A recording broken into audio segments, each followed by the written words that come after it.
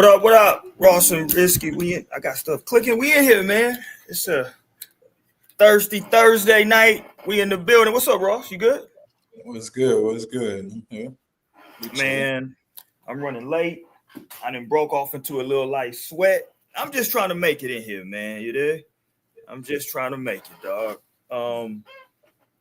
Got some stuff lined up for you tonight, though, Ross. We got to get into your man in the NFL, Russell Wilson, Sierra's husband is what I call him.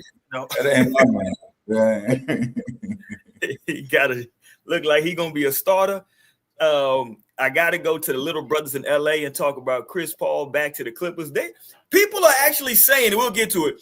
They are saying, is this one of the best rosters ever assembled? And I'm looking around. I thought this was like some trolling. And people are like, no, man, this roster's for real. What are you talking about? They got a bunch of people that have either been perennial, I don't want to say losers, like they're just losers, but they just never won at any high level. Kawhi, yeah, he was with the Spurs. Then he got carried and got lucky because KD. We'll get to it, but stop with the Clippers talk. But before we get into any of that, Hollywood has been taking L's. And I'm not just talking about like in court and all that with the, the Hollyweird, and I ain't talking about none of that. Talking like literally they've been dropping like flies. Ozzy Osbourne the other day. Before that, it was sad news. My childhood was affected twice this week. The first one, Malcolm Jamal Warner, young starter Cosby Show, Theo. Man, that was my guy when I was growing up. You know what I'm saying? That was my dude. He was just, the Cosby Show, such an iconic show, Ross, and he just was just young and, he wasn't trying to be like a tough guy. And he also wasn't like Carlton. You know what I'm saying? He wasn't like a square. He was just like a normal cat. Everyday kid. Yeah. His best friend name was Cockroach. You know what I'm saying? He hanging around with just cats from around the way. They kicking it. He want to hoop. He trying to go to the mall and get and chase girls. You know what I'm saying? So, yeah, man, losing Malcolm Jamal Warner I was like, wow, that's crazy, man. And the story of how it happened, like, shout out him, that's sad. That was a sad situation. What are they saying? They're saying now he was swimming and I think maybe him and his daughter were like swimming. He was helping his daughter and he drowned. Yeah. Yeah, that's tough. That's tough, man. And, immediately people, in my opinion, started kind of sullying his memory and what was going on because they went straight to the conspiracy theories.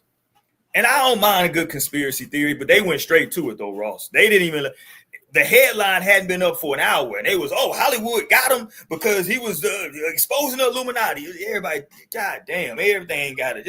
Where was he at? He was in Costa Rica? Yeah, he was somewhere chilling, bro. He was out there on vacation. I think he was in Costa Rica. I think you're right. Yeah, man, that ain't no joke. They ain't even given enough time to like come up with any theories. It was like the moment he died, we went straight to the conspiracy. Like, let's wait and put some dots together first. Like, figure some stuff out. Like, but shout out to him though, man. He was a good brother. Always was true to himself. Some people might know him from he had another hit show with Malcolm and Eddie, with him and Eddie Griffin. They had a nice little run. Mm-hmm. So yeah, man, just a really good actor, really good guy, and that was tough. Was it Costa Rica? Are you looking it up now? Yeah, I'm looking. Yeah, say he got swept away in the current at the beach. Yeah, it's strong like that. Oh yeah, man. When you get out, man, look, when you get out there, it's funny because we just, me and the fam were just in South Padre. I mean, it ain't Costa Rica water, but I'm just saying, like, you got to be mindful just being in the water, period. My people from Cali, so I grew up at, going to the beaches as a youngster. And with those currents, bro, it'll just kind of slowly, you know what I'm saying? You can just be in one spot and before you know, you're like, hold on, damn, how the hell we get here? We've been just, kind of take you. And, yeah, I'm used to that. And then in some places, you out in Florida. In some places, bro, like depending on how that shit'll just drop. You know what I'm saying? And if the water, it can definitely, I don't play with the water like that. I got a healthy respect for the water. I always tell everybody I don't mess around. And they be like, oh, you can't swim? No, I'm a really good swimmer. Really, really good swimmer. But I'm not finna test my ability to swim against this ocean. I promise you, I'm not. I'm telling you, man, I ain't getting in that water, man. I'm good. I'm cool. Yeah, I don't. Get in the pool, man. Yeah, and I'm really not trying to go in anything I can't stand up in the pool. To be honest with you. Exactly. Yeah. 5 feet is good for me. Yeah, I'm chilling. But then I said it was 2 hits to my childhood, so that was the first one. And everybody who watched this show, any other programs, I'm gonna know that I've been a pro wrestling fan since I was yay high to a grasshopper. Woke up today and Hulk Hogan then kicked the damn bucket at 71. And I know, I'm in the wrestling community. We've been booing Hulk Hogan religiously in wrestling for the last 5 to 7 years. Every event he goes to, he gets booed. The last time he went, he was on a national TV with WWE about a month or 2 ago. He got booed out of the building. So wrestling fans had turned on him and been booing him. I feel like black people as a whole kind of, Hulk Hogan, he had a couple times where, but rest in peace to a legend, just growing up watching him and just like that's being in Florida, like people really have a lot of stories about seeing him in his regular life. Like he lived in St. Pete, he'd be in Orlando, you'll just see Hulk Hogan and like he was known to be like a regular guy too outside of that. You know what I'm saying? So shout out. I know he had his controversy. But rest in peace. I mean, but look, man, I'm not excusing nothing. Shit, motherfucker said some racist shit. He was racist. It is what it is, right? I'm just simply saying in terms of like his entertainment, his art that he put out there. Man, motherfucker taught us to say our prayers and eat our vitamins. You know what I'm saying? Ripping his shirt off, Hulkamania. I mean, he's one of the great entertainers. Like, just forget the wrestling, just entertainment. He's one of the great entertainers of all time. And if it's not for him, then everything else moving forward in wrestling, your John Cena's, The Rocks, none of that exists without him doing what he did. I watched that documentary. He pretty much saved it all. He did. Like the whole industry, pretty much. He did. Yeah. Yeah. I mean, he meant he was like you said, he's one of those figures that even if wrestling fans were booing him just because everybody knew it was the right thing to do. He was on some bullshit, right? But if you saw him, by yourself so well, you're like, yo, that's Hulk Hogan. Bro, and you hear some crazy stories about people seeing him at a bar. You know what I'm saying? Like arm wrestling somebody or some shit. Like he was just, he's one of those few people who are just larger than life. You know what I'm saying? Like, I'm not putting him on the level of like a Jordan and like that, but just kind of like, like it's like, God damn, it's, so. But yeah, so yeah, man. He's out of here. He checked. I thought he might hawk up one last time, but he's there. He's out of here. That was it. That's he going to as the wrestlers say, he going to the big battle royal up in the sky. Some people say they don't know where he's going, but hey, good luck to him. Shout out to him. Let's go. Let's get into some sports stuff. I'm gonna come back and circle back around to Florida in a little bit because Tallahassee lost their mind. I don't know what's going on in Tallahassee, but we're gonna have to bring them to the front of the congregation and have a conversation about Tally Ho. But let's go basketball first, and I want to go to some football next. The Clippers. Chris Paul's going back to the Clippers. They got Bradley Beal. They got John Collins. They got John Cole now. Oh, not John Collins. I mean, he's an athletic big. I get it. But damn, they acting like they got Karl Malone in his prime. John Collins. God damn. Zubac. They got Zubac. Okay. Oh, here you go. Come on, man. You think if people are talking about this roster? I'm trying to pull up the roster now. It's a good roster, bro. You are you serious or are you trolling? I'm good. I'm serious. How is this a good roster, Ross? If Kawhi is healthy and he plays, it's a good roster. Now, talk to me about when the last time Kawhi was healthy. We ain't never seen it. But they say we ain't never seen it. They say he's healthy. So here we go. They got I forgot Batum's still playing. The fact that he's only 36 years old is crazy. I thought he was 46. Is that do we got a birth certificate on Batum? Where's he from? Where's this Negro from? It seemed like he's been in the league for a good 20 Bruh, years. he 30s. He's younger than LeBron. It's crazy. I would have thought he played just as long as LeBron. That's what I'm saying. He's 36. That's insane. So they got Batum, Bradley Beal, Bogdanovich, Cam Christie, John Collins, Chris Dunn, who was a hot name a few years ago. Chris Dunn was. He had a good year last year. Okay, well, he ain't had no good year this year on that squad with everybody else they got over here now. Nah, he come in and just play defense. James Harden, obviously. Derrick Jones. Kawhi. The other big, that's what I was thinking of. Brook Lopez. They got Brook Lopez, Chris Paul, Zubats. Ben Simmons is technically still listed.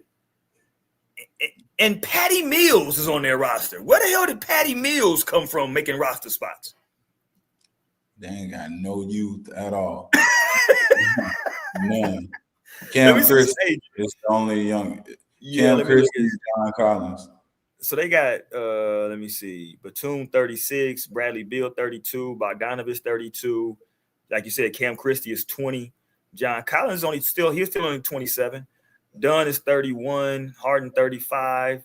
Derrick Jones Jr. is only 28 years old. Wow, that's crazy. I thought he was older than that, right? He's been a journeyman too. He's probably played on about 5-6 teams. Yeah, damn. Kawhi's 34, Brook is 37, Patty 36, Chris Paul 40, Ben Simmons 29, and Zubac is 28. Yeah, so they ain't got no youth. It's kind of win now. But how does any of this work, though? I don't understand the lineups they're going to roll out. I don't understand. So James Harden with Bradley Beal. You'll have Kawhi, John Collins, and Zubac. But, and correct me if I'm wrong, but I thought that team was really strong last year because of the step that Norman Powell took. Right. Now Bradley Beal are getting them open shots Norman Powell was getting.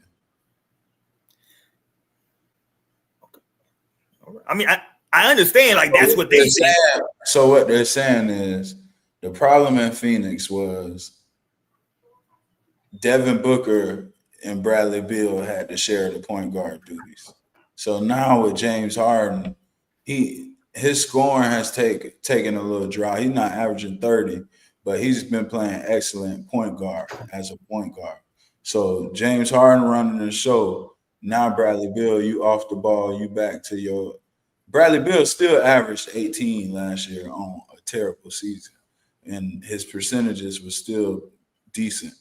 So you look at it now you with James Harden instead of Devin Booker, where two guys competing for shots. Now you get to shoot those Norman Powell shots. You know what I'm saying? I mean, on paper, I understand. Somebody where you ain't got running for him. Kawhi just get his. So let me ask you, do you see, I don't, and it's not this is not being disrespectful to Bradley Beal. I'm just comparing like what I look at his game as. I don't see Bradley Beal as a catch and shoot, knockdown shooter. Like that is what Norman Powell does. Norman Powell was a great 6-man, come in and just do his thing. I'm telling you. But when has he done that though? He didn't do that in DC when he was over there. He was shooting the ball 30 sometimes a game. He ain't gonna get 30 shots over here now. He's gonna get how many shots do you think Bradley Beal's gonna get a game? 15 maybe? Probably just as much as he was getting last year. How many Devin shots Booker and KD. Let's take a look. Let's see how many shots he was getting a game last year. Can we see that? And because I'm just interested in. Because for a terrible year that he had last year, if he had that same year this year, it would be good. It would be excellent. Like, you know what I'm saying? Okay, so last year he averaged 17. He shot 13 shots. He shot 49 from the field. He shot 39 from 3, 38.6. And how many shots? You said 13 shots? Yeah. So maybe I said 15. He might not get 15. He might be below. He might get 10 shots a game. Collins got to eat. Zoo, they throw it in the zoo. Zoo got to eat. James is playing the point, but he gonna still take 10. He gonna take 12 to 15 shots. And Kawhi, even though you don't got to run plays for him, he's gonna take at least 15 shots a game. I'm just saying, like, you know, I don't know. I like Bradley Beal. I just, I don't know. It's gonna be interesting. What yeah. Let's see. Because there's so many people, you know what I'm saying? Like all those, and like here's the other part for you, Ross. You ready? Who the hell's gonna play defense? Who's playing defense? Well, Zubac took a big step last year. John Collins and Kawhi got to be the defenders. But, I mean, John Collins. How's his health going to be? Derrick Jones. Derrick Jones played good D. But he's not a scorer. So like that, and he's a lob threat, but he's not really a great three-point shooter that you really work. I mean, you know what I'm saying? Like, so if he's on the floor, that's fine. But now we can kind of pack it in a little bit. You know what I'm saying? So, all right. So look, I got it right here. So last year, James Harden shot the ball 16 times. Zubac shot it 12 times. Norman Powell shot it 16 times. Kawhi shot it 17 times. So, you know, you take out Norman Powell's 16 shots, and you do add Collins and that's what I'm saying. Because you're adding both of those guys, and Collins is coming off a good year. But Bogdanovich shot it 9 times. I think his minutes are gone. Collins will play. Those Bogdanovich minutes. Those shots to play Bogdanovich. Yeah. So Collins averaged 19 points a game last year. See, and that's what I'm saying. Collins got a lot of upside because he really has it all. Like, he developed his game. Collins can hit the jumper. He'll dunk on you. He can be a lob threat. He can switch. Collins has potential. I want to see his contract because I want to see how many years he got left. Let me see. Hold on. I hate getting into people's money, but I'm trying to see how many years you got. So I want to see how many years you got left. Yeah, hey, pocket watch. Yeah, I don't want Dame Dash to pull up on me. I ain't pocket watching, Dame. I'm just trying to see. So he got one. Is it just what the fuck is this? He took his player option this year. Okay, so he's an unrestricted free agent next year. So he's playing for big money this season. See, that's what I'm saying. That's why I always got to look at the contract. So he's not going to be out there happy with just getting some shot. He's playing for a big contract, whether that's from the Clippers or somebody else. Yeah. Because he's, what did I say? He's 28 years old. This might be his last swing at one of those. Not to say he wasn't making money before, you know what I'm saying? He's been making money, but like he's been making in the 20s. He's going to be looking to make upwards of $30 million a year. Yeah, and he should get it, to be honest, based on what you say he averaged 19 last year. Based on what the NBA is now, like that 5-year, 25 million a year, that's your average rotational. That's about anybody who averaged 15 points a game nowadays. And that's what I'm saying. So, you know, he's looking to increase that. So he's going to come into this thing saying, okay, let me make sure everybody see. Yeah, let me see. I got to get certain numbers because I got to be, you know, so.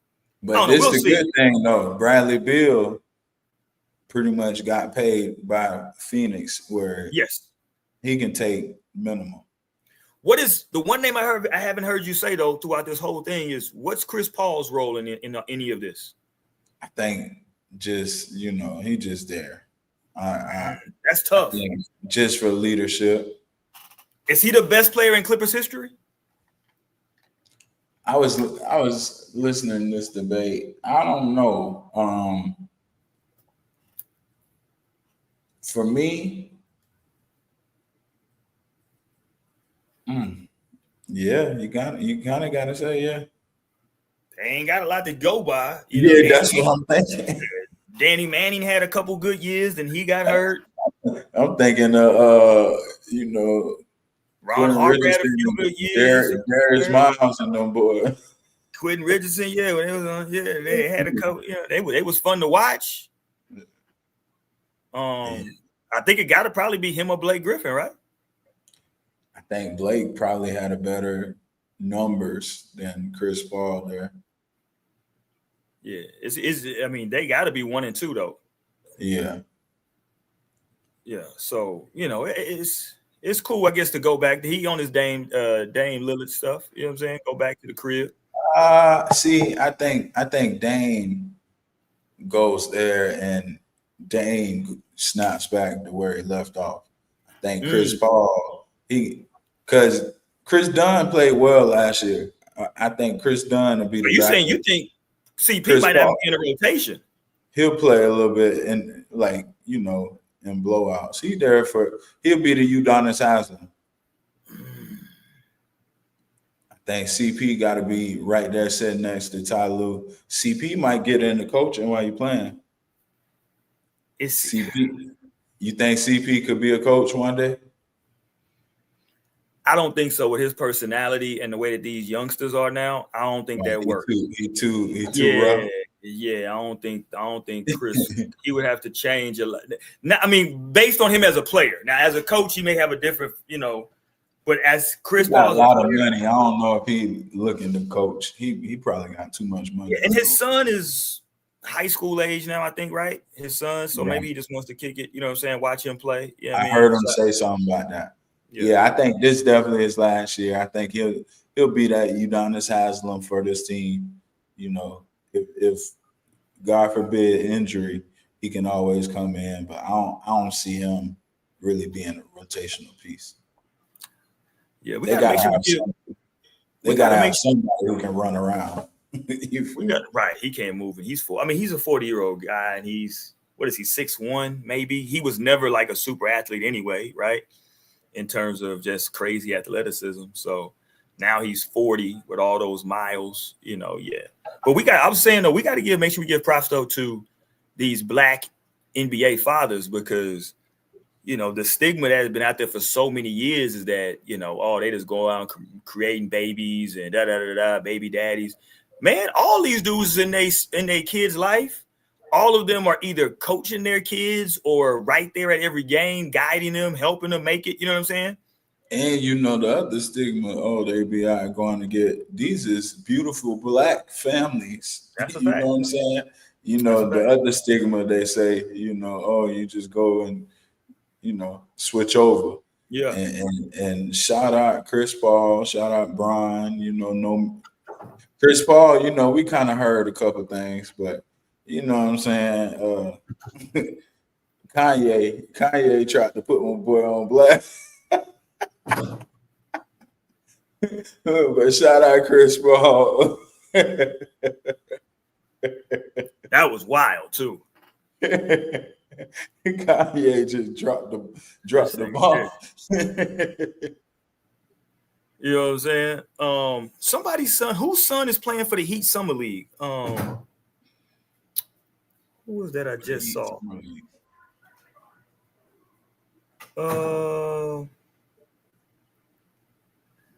Damn it. I just saw it, bro. Did you just see Gilbert Arenas' son got hurt? Yeah, MCL, not MCL. Was it MCL? Or no, it was some type of tear, right? It was something. But meniscus tear. He probably missed the whole season. Yeah, man. I wonder. Did they give any information, like when it happened? Did it happen in the accident? They just kind of found it. That's what I was wondering. You know what I'm saying? Yeah, man. He been catching some bad breaks. Man, you know? It's been. And it's crazy. USC. It's some about them celebrity kids going to USC. You have Bronny. Now you got being in California going to USC. Now they're getting paid. They're getting all that money. You know. That's kind of like where you would rather send your kid to one of them schools where there's nothing around and you got to go to school. No, for real though. Think about it. With NIL now, it's different. Yeah. Especially when you're a celebrity's kid. You know what I'm saying? So No, real talk. It's a lot. You know, it's USC right now, like, you know, I'm not saying they have anything to do with what these freak instances, but I'm just thinking, okay, it's too crazy.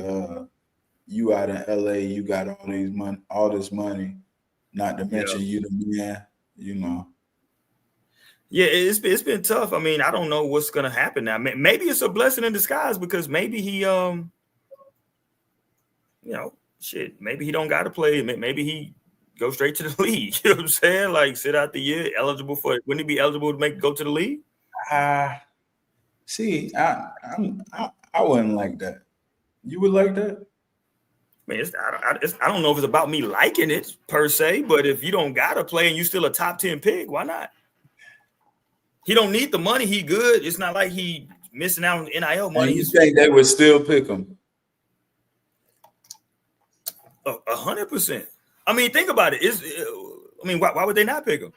If they were looking, I don't know where they had him on their boards, but let's just say he was looked at as a potential one and done type guy.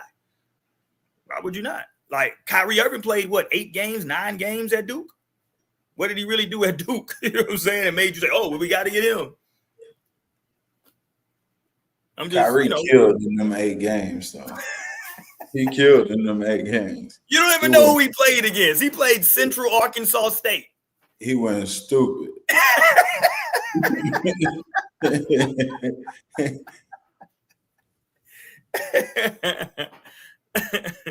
Man, I'm trying to figure. Was it Jason? I think it was Jason Richardson. Was it Jason Richardson's son? His son played for us. Yeah, that's who it was. I think he just. Yeah, that's who it was. Yeah, I saw his son. Yeah, he actually he played pretty well. Yeah. But yeah, man, very sorry to hear about what's going on with Gilbert Re and his son. Wish him a speedy recovery and hopefully he's good. You know what I'm saying? You never know. Sometimes, you know, with car wrecks, I don't know if you've ever been in a car wreck. Anybody out there's been in a car wreck. One of the things they tell you when I was in one car wreck when I think I was like 10 years old. We got rear-ended. Me, my mom, and my sister. And I remember even at that time, they were telling us, hey, it's like, how do you feel? We were like, oh, no, I'm good. It was like, okay, but a week from now, 2 weeks from now, and, you know, when you're young, you're the kid, you never realize. But my mom kept asking, like, what are you doing? Because those wrecks sometimes, bro, especially initially, like your adrenaline's up, your body is kind of in fight or flight mode. And so your body is kind of responding, you good. It's sometimes not until later that you start feeling some of those effects, your neck. And then you start noticing that you do, you know what I mean? And so, and I don't know, you've probably seen the inside of those cyber trucks. They're not what, for someone who's never seen it, because he was in a cyber truck when this happened. For someone who's never been in there or seen it, it's not like a big, huge cab. I know the thing looks big, but interior, it's not a lot going on in there. And it was pretty bad wreck from what I saw with the photo. Them things be setting on fire, man. Yeah.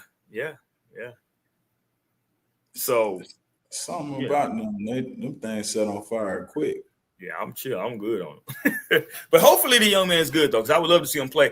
One thing about me, Ross, I don't go by anybody's high school tape or game because, you know, I don't know who the hell you're playing against in high school, bro. 90% of those, like, in order for me to be in high school. Yeah, that's what I'm saying. In order for me to be impressed by your high school tape, you got to be doing what I'm trying to think who I saw that was impressive to me.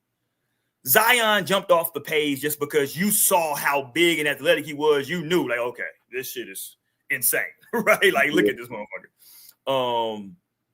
But like, it had to be that kind of stuff. Because when I saw like John Wall in high school, John Wall was insane in high school with the speed and the quickness insane. You know what I'm saying? It was like, okay, this motherfucker is insane. But some of these guys, you see him in high school. Cam Reddish, somebody let's stay with Zion. Cam Reddish, really, really good high school player. But it was like he was tall and could shoot and handle it. But yeah, you know. And shout out Cam Reddish because we use his name as a reference all the time. Shout out you, Cam Reddish. Like we know you a baller, dog.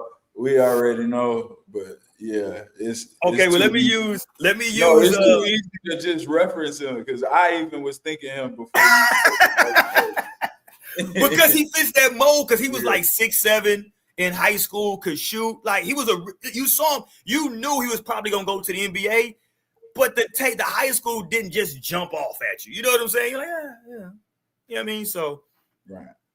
So yeah, it's so people are like, oh, he was All American. Okay, but Because it's a lot of probably the best high school tapes are guys that it didn't really pan out outside of Zion and John Wall, of course. who had But a like good high school mixtape? I don't know if who? you remember the name. He went to play at North Carolina, a point guard, Seven Woods. Yeah, I remember Sevens Woods from South Carolina. My family in South Carolina told me they're like, man, Sevens Woods. It was when he was in like ninth grade. Yeah, I Man, remember. his high school tape is insane, bro. He is killing people in high school. And he couldn't shoot. He never could shoot. He never No, developed a jump. he got to North Carolina and he was just a good, solid point guard. You know what I'm saying? Like, no disrespect to him. I'm just saying, like, he has one of the best high school tapes that you'll find, especially for a guard his size. It's insane. Going just to go old school, somebody who's here in San Antonio. Now, I didn't even realize that this is who the kids were talking about this whole time. Somebody I played against, Sean Dockery from out of Chicago. Yeah.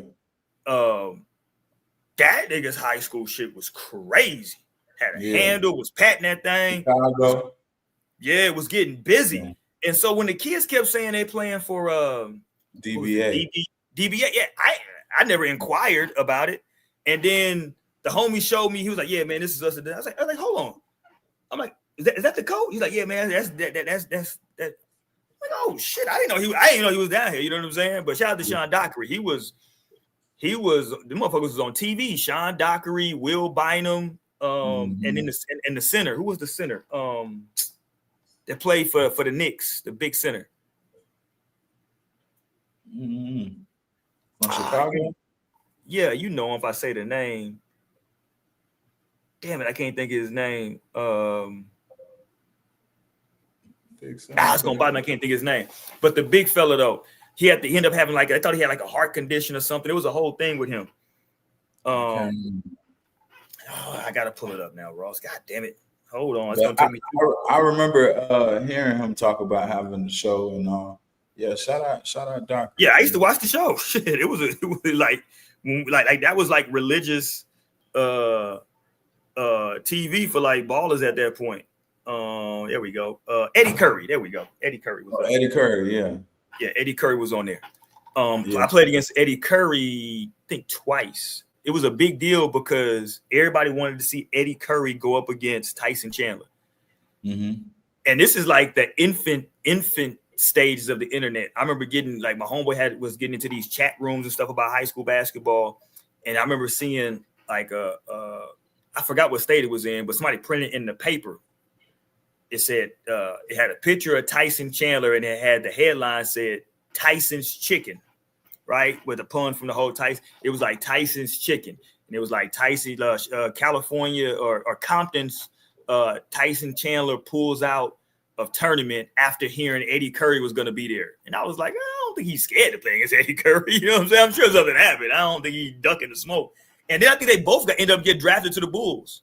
If I'm not mistaken, I think the Bulls drafted both of them. They both ended up playing on the same team. Yeah. Shout out to both of them, man. But some of these high school mixtapes, just to go back though, are like insane, and you can never really tell. You know what I'm saying? You can never tell.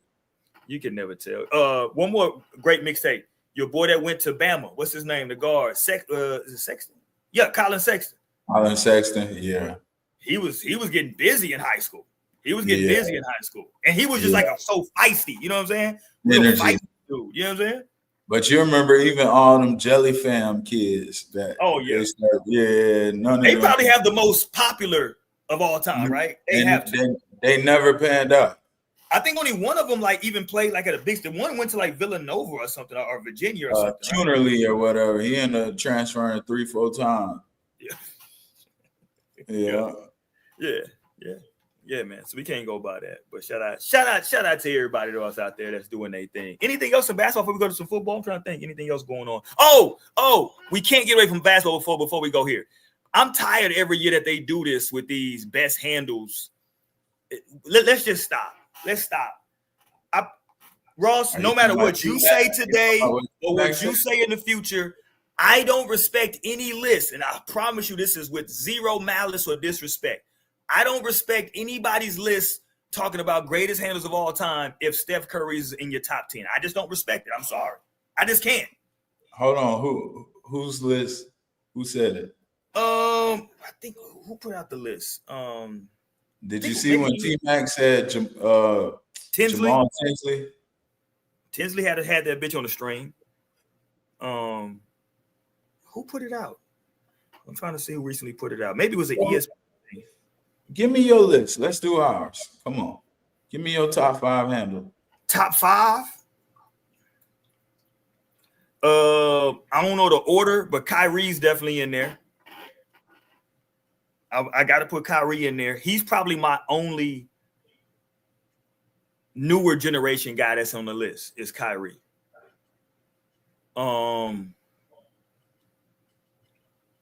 Old school, I gotta go Isaiah Thomas for my old school. So that's 2 spots. Isaiah, yeah, I got to. Isaiah had that bitch on the string. So I gotta go Isaiah old school, new school, give me Kyrie. Now I need 3 in between. Bro, they be dribbling, they be back turn to the dude at half court. Yeah, that's because you can hand check. Trust me, if I could hand check Kyrie Irving, he would do the same exact thing if I can put my hand on his waist. He couldn't do all that little, no. If I can put my hand on his waist, none of that's happening. All that, no. Right, but you do that now, you got Steph Curry ripping through, getting 3 free throws. Yeah, no. See, that wasn't even a foul back then. You just ripping through. We're going to tell you with his hand, because my hand can be there. See, it's different now because my hand can't be there. My hand could be, hand checking was legal. So that's a legal move. You just threw your hand into mine. What the fuck is the call? That's why nobody was doing a sweep through, because that shit is legal. But I really respect Jamal Crawford's handle a whole lot. He got that thing on the string. I like Jamal. I probably got to find a space for Jamal Crawford on there. I mean, Skip is a person I would probably like to look at, but he never, like, we know the handle is crazy. So I probably throw Skip in there because we know the handle is crazy. And then because I don't want to go too deep into thinking, I probably just go like Jason Williams. I just go Jason Williams just to give me some. Yeah, you kind of went to my list. I was gonna say Jason Williams. I was gonna say Kyrie. I love Skip. Especially when he played for Orlando. See, I'm going guys that I've seen though. I ain't get to see Isaiah really show me nothing. I'm with you. Yeah, I'm with you. So I'm gonna go Jason, Skip, Kyrie, Jay Will. Who I'm missing? Who you said? Jamal Crawford. And then I do like Tinsley, but see, I think like Baron Davis for me was somebody who was very underrated. I used to love Baron Davis. I done seen him drop plenty dudes. Mm-hmm. I used to love Steve Francis too, though. Steve Francis had that thing too. He was nasty with it. Like those are names that me watching, like people really don't give them the credit. Francis was nasty in Houston. Like he was dropping. I think they got Iverson like in the top 3, and I don't think Iverson has a handle like that. I think Marbury's handle is way superior to Iverson's. I was going to say Stephon. I think Marbury's handle was way better than that. And that's not saying that Iverson handle is to get from I'm finna get my shit off. Like when we talk about handles, I'm talking about somebody who got that bitch on a string. Like I'm not saying you was taking it from AI, but AI's handle was more of based on I'm finna hit you with. I'm gonna tell you underrated, Steve Nash. Yes. Steve I think Nash. all the like the all-star white guy handles are actually under. I think Mark Price's handles underrated. I think Steve Nash, because Steve Nash invented the whole little dribbling under the rim shit and keep going, bringing it back out between the legs, behind the back. You know what I'm saying? You wasn't taking that bitch from him. You know what I'm saying? Exactly. You wasn't doing it. Like he was going weaving. Like Steve Nash had it. You know, he knew how to stop on the dime. Like you say, he'd do the little behind the back between the legs. Like he was going crazy. Steve Nash. I actually Jason think Kidd too, though. See, I don't think I'm not saying Jason Kidd don't got a handle, because he does. But He guys wasn't a crossover guy. I was gonna see guys like J Kidd, guys like Westbrook. Their handle is their speed and athleticism. Like Jason Kidd in his prime was so damn fast. That motherfucker was 6'5", would rebound that bitch and is gone. You know what I'm saying? It's like the handle was there, but I wouldn't consider him like an on the string type guy. You know what I'm saying? Like the handle is because he's so damn fast and he's pushing. You ain't gonna take it from him. But again, we're nitpicking at this point when we're talking about like just like with that bitch on a string. Okay, who's the best big guy handling the ball? You like when I say big guy, like a forward, center. Are you like we say forward? You saying small forward or power forward? Small forward, power forward, center. Gotcha. I would say like Joe Johnson. Joe Johnson had a handle. Paul George, you got to give him his props. Paul George dribbled the ball very well for a big fella. Paul George had a good handle. T-Mac definitely had that thing. T-Mac might. That's the guy I was trying in my brain. I was trying to think who would I take over T-Mac. That's the only thing I was thinking. I was like, okay, T-Mac is is number one. Who would I take over him potentially? You know who y'all sleep on though? Who My that? boy Penny. Who? Penny. But he was a point guard though. But Penny had that thing on the string. I'm with you. Like Penny was 6'6", 6'7", and to this day, that move he does when he does like a drop bounce, like to the other hand, it's one of the best moves I've seen in my life. Yeah. I'm with you. I do think Penny's handle is very, very underrated. He might be the best. He might be the best big guard handle. Like big guard handle. Like Jamal Crawford is 6'5", so I think Jamal Crawford. If we're going like Jamal Crawford is like a different level, but outside of Jamal Crawford, Penny might be the best over 6'5" handle. So Grant Hill really couldn't dribble like that. No, he could. Grant could. You know what? I didn't think about Grant. Grant would cross your ass over and dunk on you. Grant would cross you over and dunk on your ass. And he was a legitimate point forward. And he gets so much respect, even though he was hurt. Yeah, that I'm like, damn, he must have been really that dude. Grant Hill and Penny, what they was about to do in the league before they got hurt, they was about to go crazy. And both of them just got hurt. But it was clearly everybody was gonna have to become a 6'6", because both of them were like 6'6", 6'7". So everybody was going to have to become that. That was going to be the mold. And then both of them got hurt. And so when they got hurt, here's what's funny. So they get hurt, and then the new mold becomes the combo guards with Iverson, Marbury, Francis, your boy Baron Davis. Those become like all of those guys come into the league. Because think about it. If those two guys are healthy, you got to have somebody that size to guard them. Yeah, you can't guard them. But because they got hurt, yeah. Now Iverson took off, and so now it's like, okay, this is what's popping right now. You saying Iverson would have had some problems with Penny? Man, listen, he wanted no parts of Penny Hardaway. Trust me, man. No parts of none of that. And I love AI. He wanted no Penny parts. Penny was because second year in the league, Penny was facing Jordan in the Eastern Conference Finals. Let me tell you something, dog. I got a lot of respect for Jordan. I know I give Jordan a lot of shit, but Jordan is that guy. He make no mistake about it. But I watched Penny Hardaway in those playoffs take Jordan to the post and punish this man in the post in ways that I didn't think that anybody could do. I'm like, that's what everybody say. He's hosting this nigga? Like forget him. He's taking him to the block. A young fella. Second year in the Jordan to the block. Yeah, taking Jordan to the block and nigga, come on. This work. Yeah, Penny was something. He was something. And to think that Penny and J Kidd played on the same team in Phoenix. It was a hurt Penny. It was a hurt Penny. It was, Penny coming off the microfracture, but he still had a little something in there. Jason Kidd had dyed his hair blonde. He had lost his damn mind. And I think Kevin Johnson, you know what?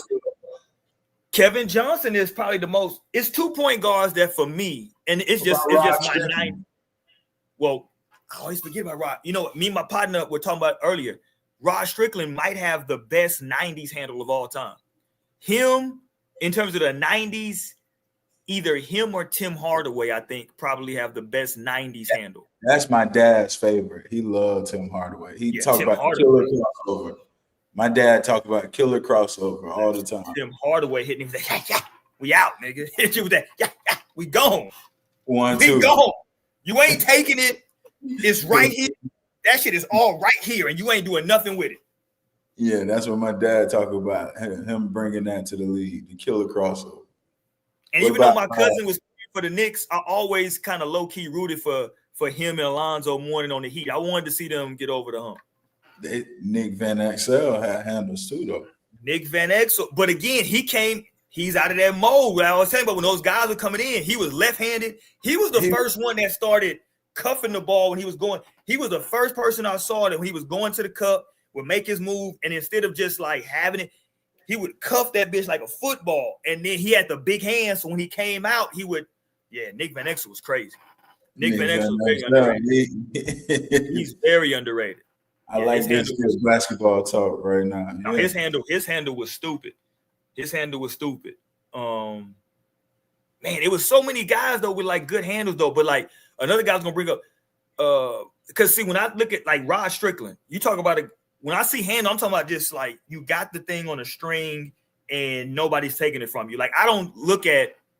Although I think I got a lot of respect for Gary Payton, I have him very high on my point guard list. I don't look at him as a handles guy. He's not a handles guy. You know what I'm saying? Now, he fits what you were saying, that putting his back to you. You know what I'm saying? Gary Payton going to put his back to you and do his thing. Sam Cassell, he going to put his back to you and do his thing. He got all the little moves, but he ain't really no handles guy. You know what I'm saying? So it was guys like that weren't handles guys. Andre Miller. Super smart, right? Yeah. He going to go one speed. You ain't going to take the ball from him. You know what I mean? But it ain't really no crate, it ain't no handle. You know what I mean? So what about Kenny Anderson? Whoo, listen, I seen the goddamn video of Kenny Anderson dribbling 6 balls at one time, keeping all them hoes going. Man, I forgot. I don't know how I forgot about Kenny Anderson. He made me think I couldn't dribble. Kenny Anderson used to have 6 basketball. He had 3 in the front, 3 in the back. He'd have all them hoes going at the same time, dribbling them hoes. Crazy. Maybe the best New York point guard of all time is Kenny Anderson. And that's saying a lot for New York point. I think he's the best New York point guard ever. I take Kenny Anderson over everybody. Marbury, Kenny Smith, Mark Jackson, Bassey. Give me Kenny Anderson. Kemba Walker. Give me Kenny Anderson. Damn, Kenny Anderson. Man, Kenny Anderson was a bad motherfucker, bro. Go watch some of that Georgia Tech tape with Kenny Anderson and 3D Dennis Scott. They was killing folks. They called them niggas Lethal Weapon 3. It was him, Dennis Scott, and I can't forget the other dude's name. They was Lethal Weapon 3. Them niggas was going crazy at Georgia Tech, man. Georgia Tech in Atlanta. Man, I can't even imagine the pussy rate. But yeah, it was sky high. Sky high. No, Kenny Anderson. Ooh, Kenny Anderson. How could I forget him with the Nets? Kenny Anderson was special. Ooh, I might have to Rod Strickland. You might have the second best 90s handle. I'm gonna go with Kenny Anderson. I ain't gonna lie to you. I got a lot of respect for Kenny Anderson. I got a lot of respect for Kenny Anderson. I ain't gonna hold you. When I seen the tape of this motherfucker dribbling all them basketballs, I was like, what is happening right now? I can't even. He was. Yeah, he was, and he had a jumper. Yeah, he's the best.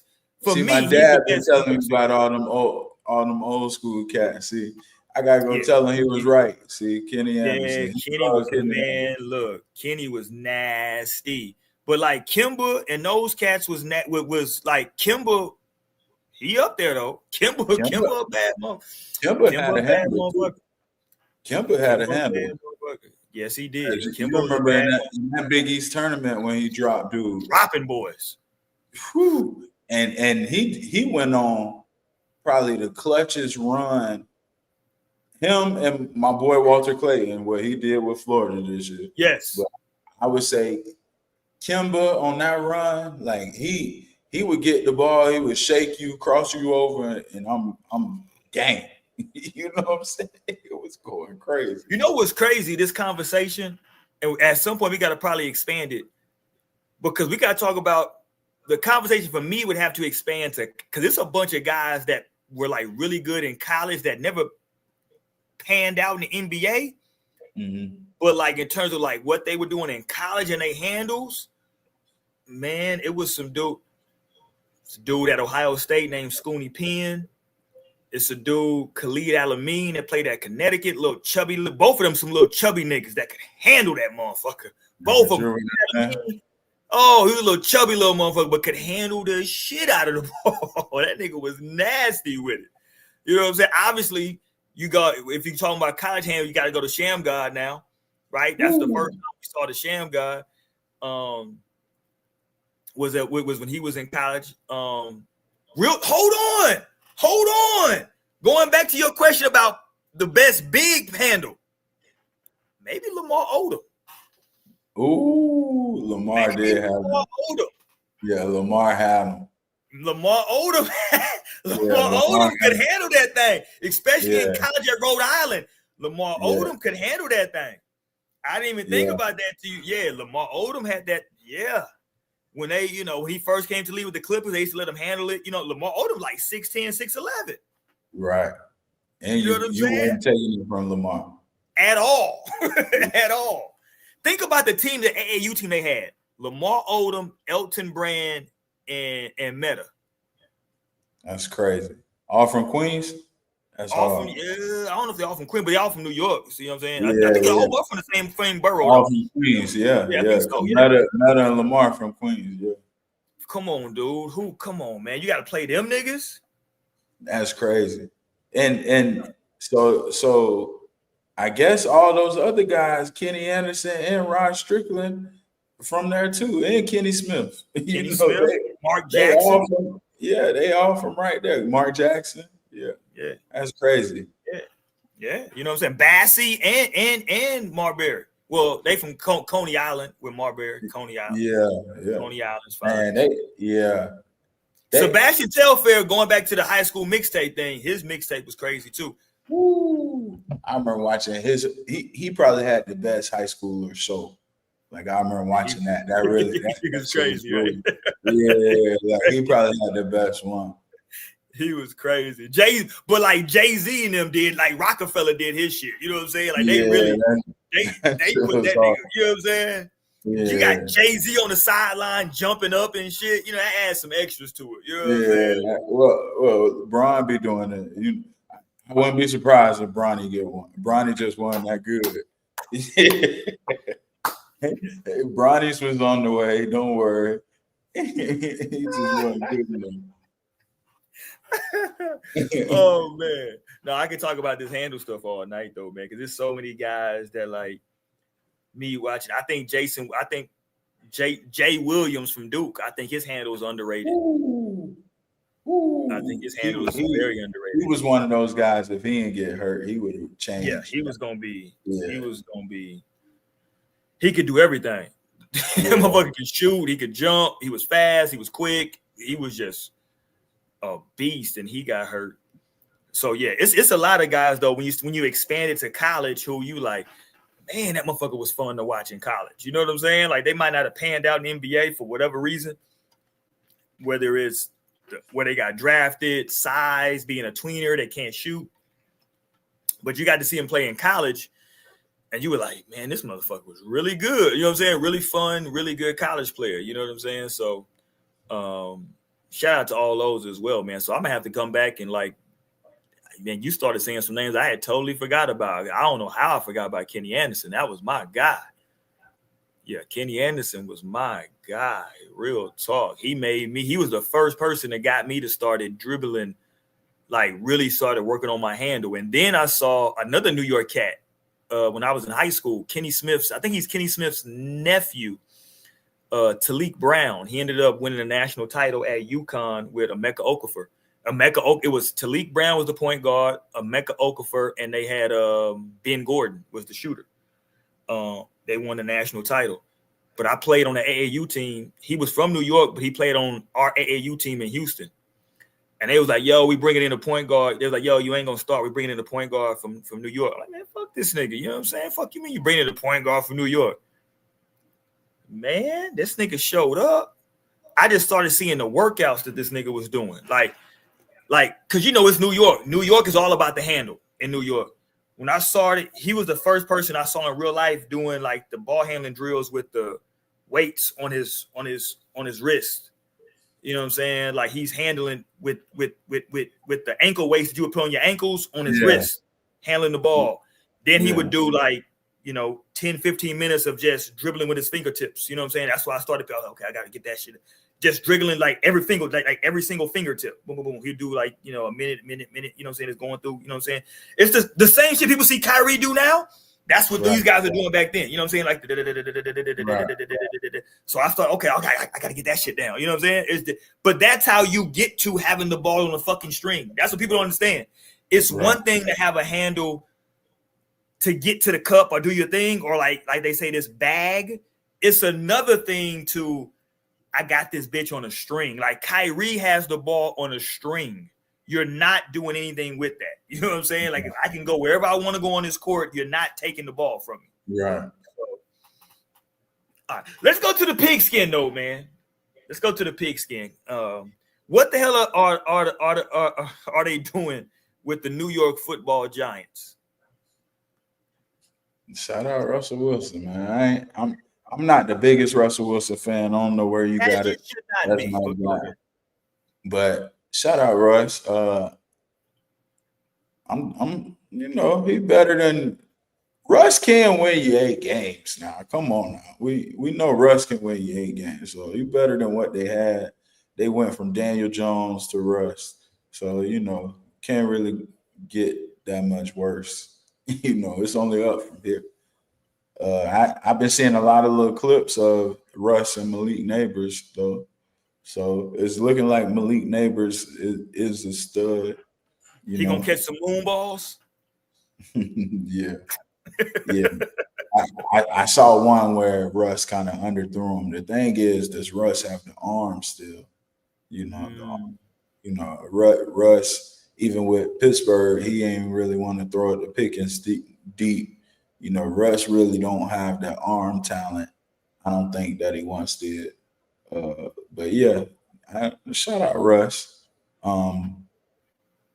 What you think? I think the Giants would be a much better team. Last year was terrible. So, but my whole thing is, if you draft, when did they draft Jackson Dart? When was he drafted? First round, right? I see you look terrible. No, I'm just asking you, like when was he? He was first. First or second round. When was he picked? What pick was Jackson Dart? Hold on, let's see. Because I'm just saying, like when you draft a guy, that high, 25th overall. So first one. Was he? Hold on. Was that when he was picked? And 2/3. There's the move of the tape. Yeah, he was 25th overall in the first round. Okay. When you traded 2 second-round picks and 2 third-round picks to move up, like those are valuable assets. 2 second-round picks, 2 third-round picks to move up and take a guy. And he can't beat out, no disrespect, he can't beat out Russell Wilson at this stage in Russell Wilson's career. One or two things have to be at play, Ross. Either that's a super red flag and we effed up, or you're saying, you know what? Let's slow play this thing, right? Even if Jackson plays, we're going to be bad, but let's let Russ start the season, right? Let's let him start the season, and maybe we can work Jackson in later on. You know what I'm saying? Right. You know, Yeah, I just think that's the plan. because they're gonna be bad no matter what. They're gonna be bad. I could see them winning 6-7 games with Russ because their defense gonna be pretty good. I saw clips that front four. They got Dexter Lawrence, they got the Thibodeau, and then the two guys they picked up in the draft, Dual Carter and the D tackle that they got look amazing. And the Carter kid is supposed to be special. Yeah, so their defense should be much improved. You know, if one thing Russ can do what he did with Pittsburgh, you know, he can kind of protect the ball, he can play it safe. You know what I'm saying? Right. He can. Russ can ball control, you know, football. Nah, he ain't gonna bring you back from no leads. You know, he not gonna go and score 30, 35 points a game. But Right. Russ can do the job, you know. Don't they have? I gotta double check. Don't they have my man on their roster? What's my guy? Eating the W. Ain't he on that New York roster too? Russ Jameis. Ain't Jameis on the roster? Yeah, I think he'll back up too. Okay, shout out to Jameis. Jameis might get some burn. You know, Jameis will throw that bitch deep. Hey, Jameis will go out there now. Jameis don't give a damn. He'll throw that bitch deep. I think Jameis has a future in television, so Jameis is one step out. He's made himself so likable to people now, especially with everything he had to. I mean, they put him through some BS from like, you know, made the crab legs, the whole thing. You know what I'm saying? It wasn't even that deep. He's a good kid, man. That kid is. He's a good kid. He's a great he's one of the first of all, Florida State's two-sport athletes are some of the best of all time. When you talk about Dion, when you talk about him, and when you talk about so he was really good at baseball. He was really good at baseball. No, he was really good at baseball. He was nice. But when you talk about him, you talk about Dion, and you talk about Charlie Ward. You're talking about, Ward, yeah. Charlie Ward, motherfucker was the starting point guard and the starting quarterback. Come on now. Yeah. Come on now. That's some high school stuff.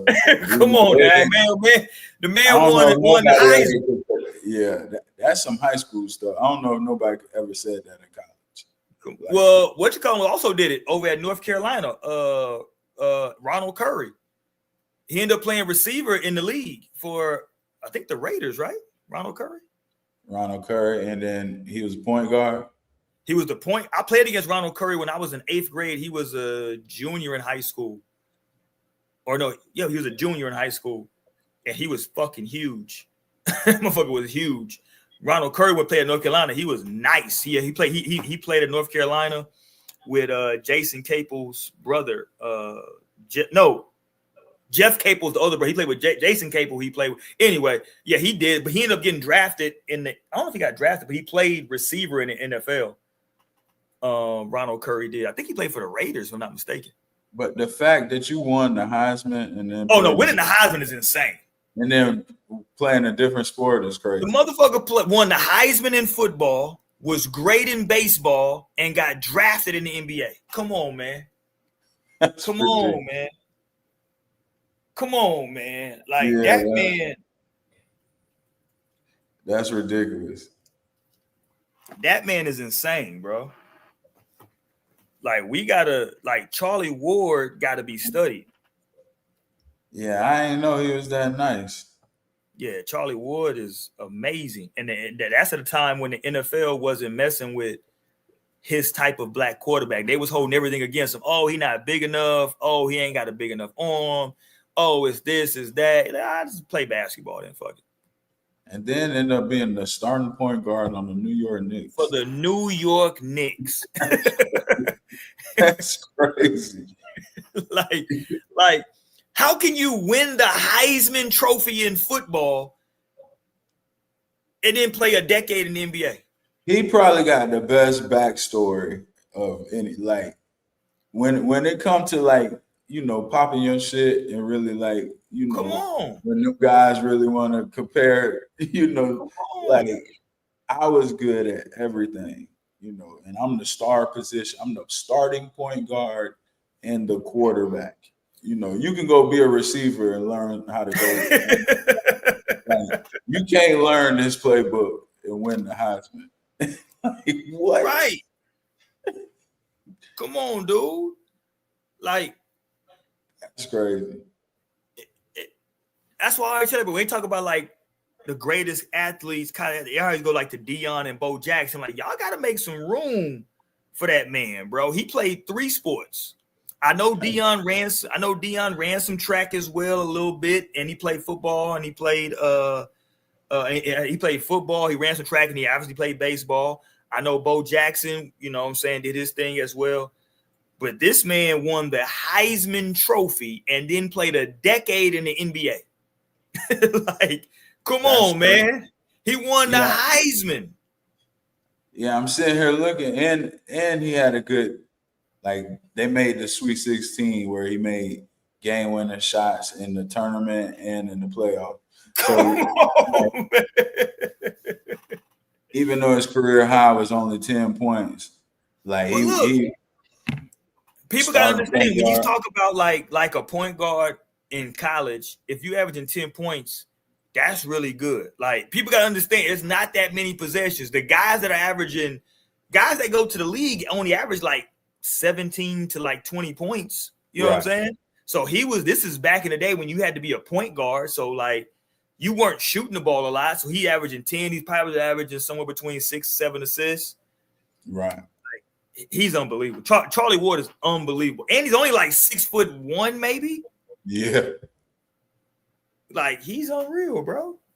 Charlie Ward is unbelievable. Yeah, shout out. And I'm a Gator. Everybody know that. I got to give him his credit. Yeah, Charlie Ward a bad motherfucker, man. Charlie Ward a bad motherfucker, man. I heard a story, since we on college, I heard a story from, what's the receiver? Oh my God. Damn it, Ross. The one that broke he got his face broke in a game.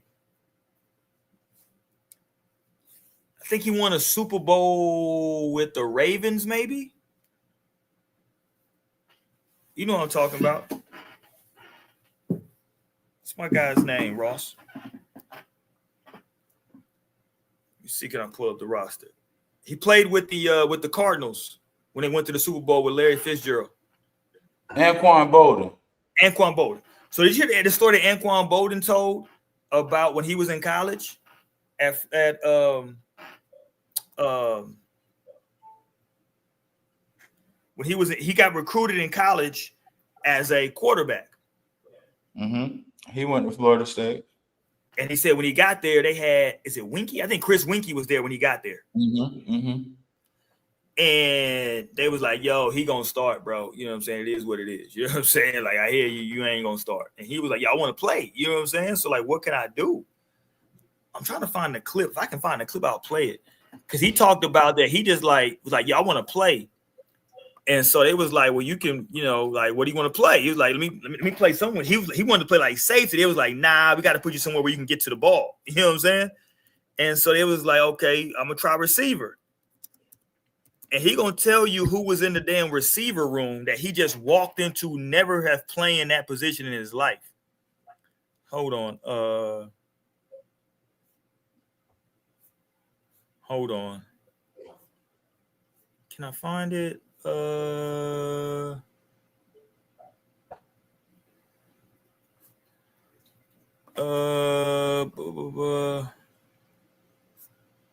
to find it because he was just on with your boys. He was just on with the OGs.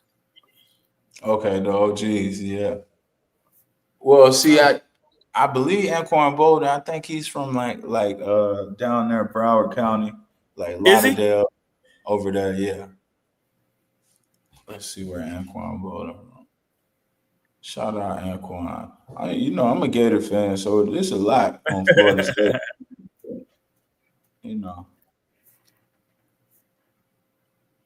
Yeah, Anquan Bolden, he from Pahokee.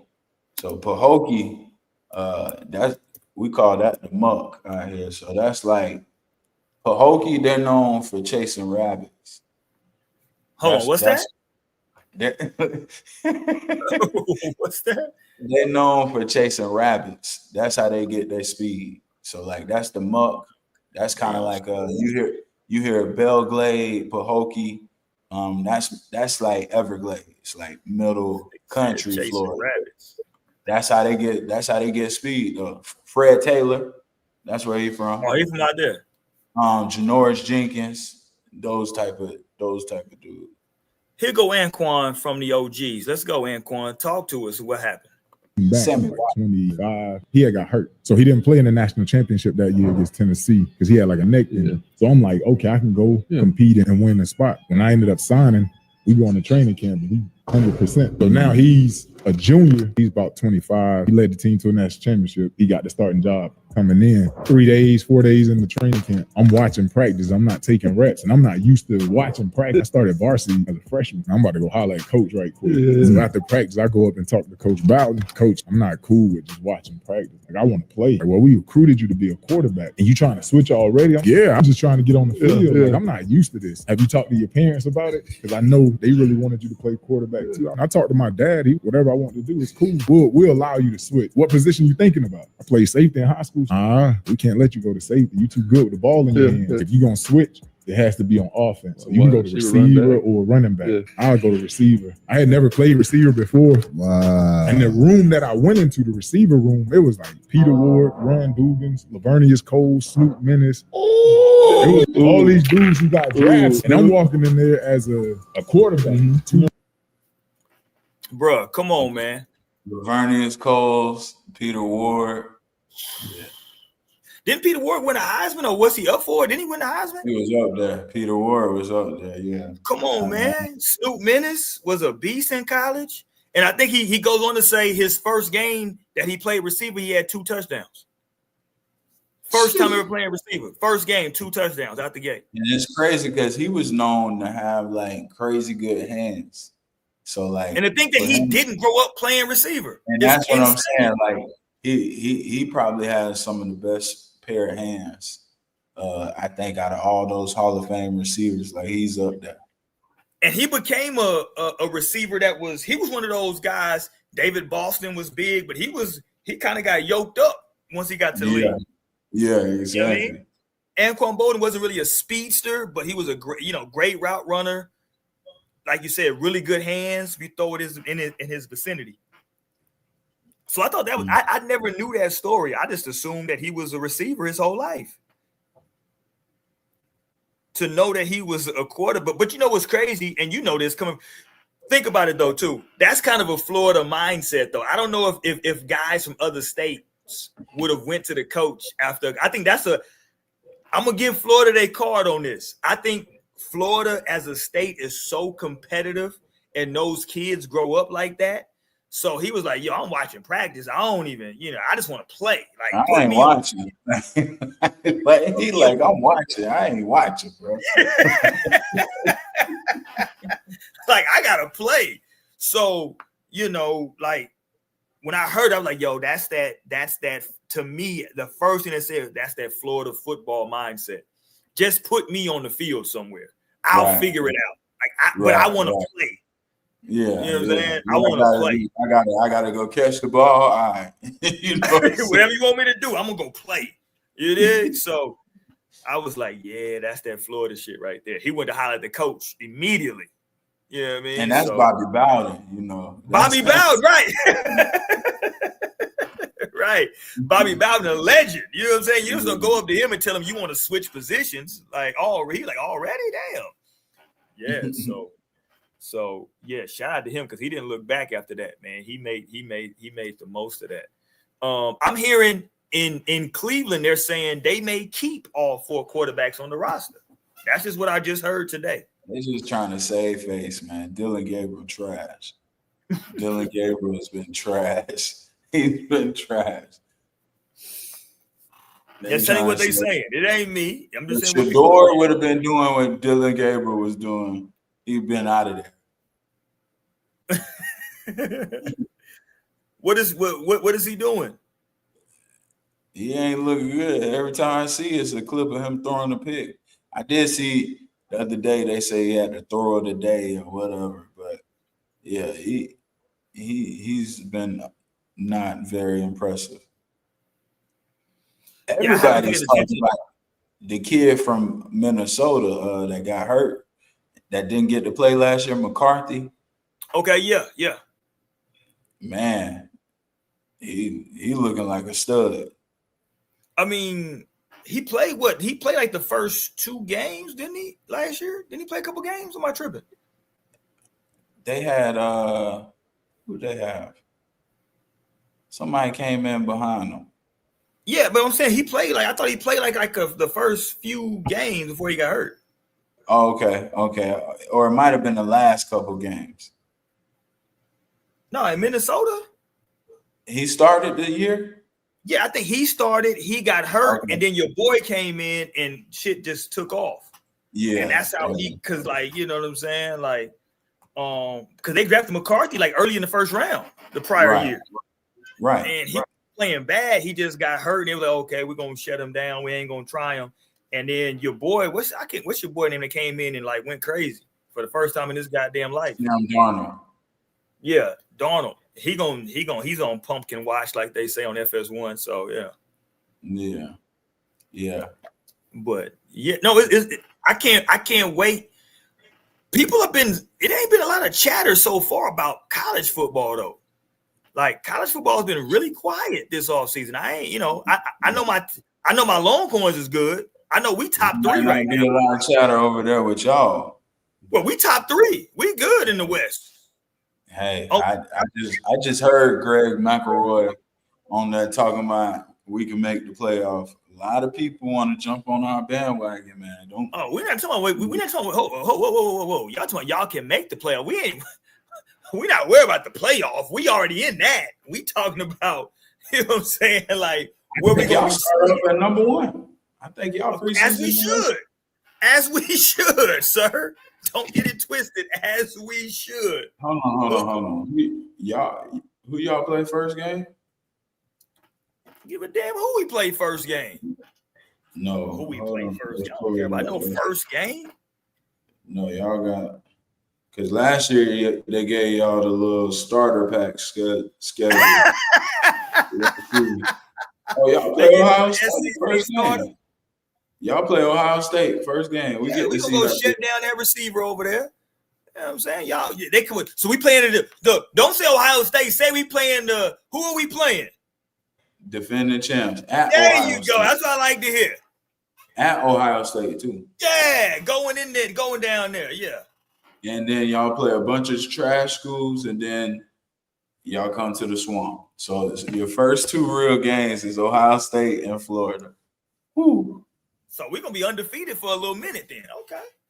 Yeah.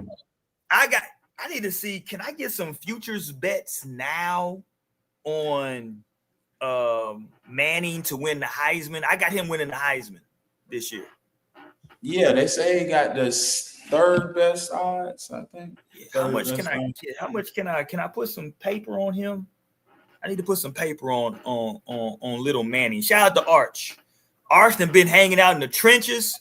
It's going down this year, man. Arch finna be a new breed this year. I think he kind of like a hot boy. I think Arch want to be, you know what I'm saying?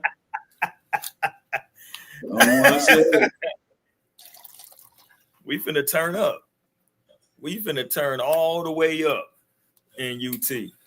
Y'all done got Arch lit.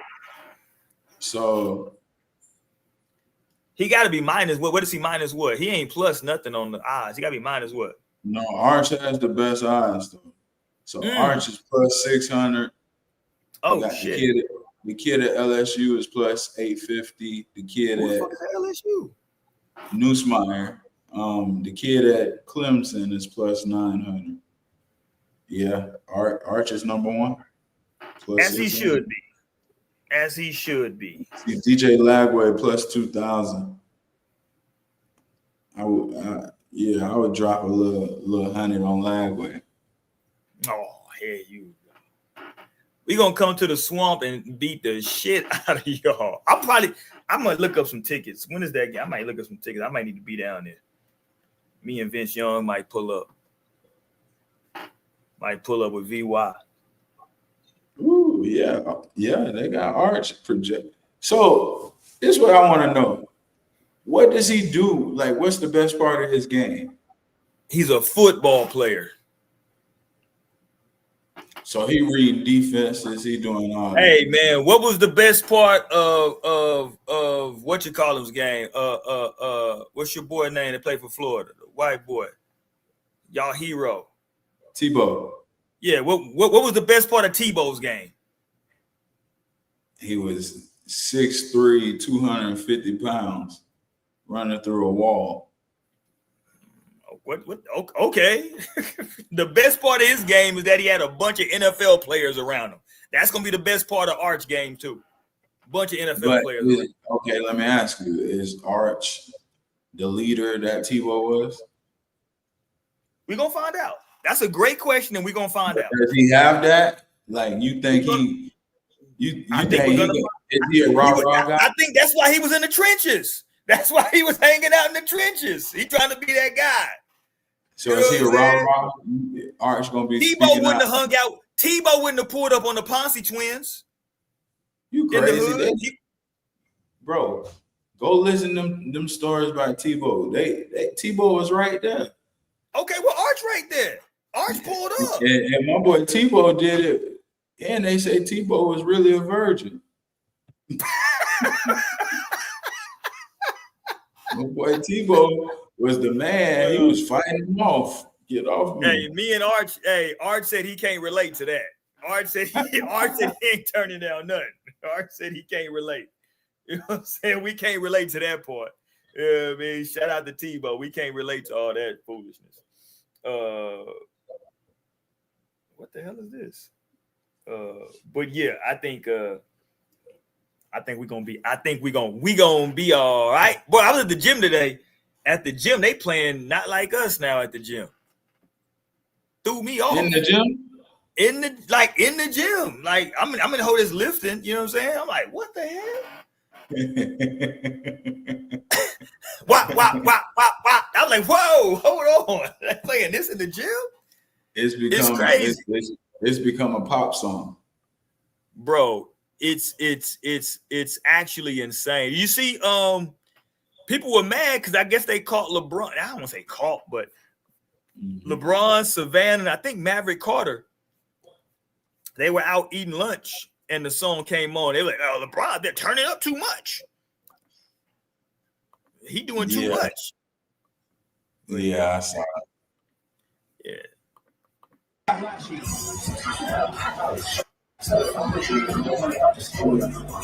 They're like, Savannah turning up too much too. Academics, old hating ass.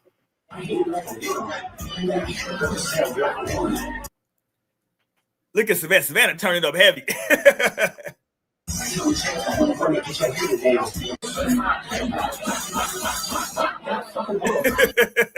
Watch Savannah. Watch Savannah. Watch this. Hey, Brian did it on purpose, though. They ain't like that when Savannah there. Like, why she yelling it like that? Brian did that on purpose. Drake been sending a lot of shots at Brian. So Brian say, okay, I got you. You know, in hoe ass nigga watch, I'm gonna make sure I always take this platform and the time to like shit on DJ Academics. Cause he just a hoe ass nigga, right? He just a hoe ass nigga. It's nothing he can ever say to me to make me not think he's a hoe ass nigga. He can call me broke. I ain't got as much money as him, whatever he gonna say. I'll never be a hoe ass nigga, right? Like he's a hoe ass nigga. And he's running around, well, LeBron, you might hear dancing in that song, and people told me that you used to go to Toronto and do 2-mans with Drake. So, you know, you're not perfect. Shut up, nigga. Fuck you talking about, dude? That's some like, bullshit. You know what I'm saying? Even if that's what Braun was doing, I don't know if that's true or not, but even if that's what he was doing, nigga, why are you out here bringing that? That's whack, nigga. That's bird behavior right there. You know what I'm saying? We don't think that's like, no, that ain't no G shit, nigga. The fuck, bro? Come on, man. You You know what I'm saying? And nigga, real talk. If you want to be real with it, act. You think Savannah gonna make a move now, nigga? No, nigga. Savannah probably know what was popping. Never. You did? Savannah Never. been with that man since they was like sophomores, juniors in high school, nigga. We locked in. Yeah. You did? You know So how you many, can. you know how long she been sitting there knowing every. You know what I'm saying? Come on, Like, man. you know what? You know what I'm saying? That's what I'm saying. Like, it's just such weak. Could you imagine them two at St. Vincent, St. Mary, the Catholic school? Right. You know what I'm saying? Like, could you imagine LeBron with all the white girls in Ohio?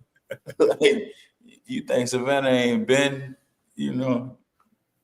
Hey, before we go, Ross, I got a problem with Cam Newton. And I fucks with Cam Newton, the football player. You know me, I told you, Ross, before on this show, I think Cam Newton might have the greatest like 5-year run in sports history. I think it's up there with like some of the best ever, where he goes and wins a national championship at Blinn JUCO, goes to transfers back to D1, wins a national title over at Auburn, goes to the NFL, wins Rookie of the Year, right? And then I think 2 years later wins MVP. Like, I think that run is a crazy run of personal account. So I got a lot of respect for Cam Newton. But man, his podcasting and the shit that he does, some of the stuff, it's kind of making me side-eyed Cam. So recently, him and Ryan Clark was going at it because Cam did not have Jalen Hurts in his top 10 NFL quarterbacks. I'm going to say, I don't know how you feel about it. I'm going to let you take off on it. I'm just going to say this. I thought that one of the great things about a lot of brothers getting into the space of commentating, not just on ESPN, but in platforms like YouTube or just podcast platforms, where that this is where we could come and give props to the brothers who were not getting those props on those major platforms in years prior. This man, Jalen Hurts, just came off a great Super Bowl run where he played excellent in the Super Bowl and outplayed Patrick Mahomes. I can't name 10 quarterbacks currently in the NFL better than him. Maybe you can. I just can't. Yes, you can. Okay, go ahead. Name me the 10 that you take over him. Go ahead. And that was coming from a quarterback. You got to think of what he's looking at. I would say Jalen Hurts, and I don't think this takes anything against Jalen Hurts.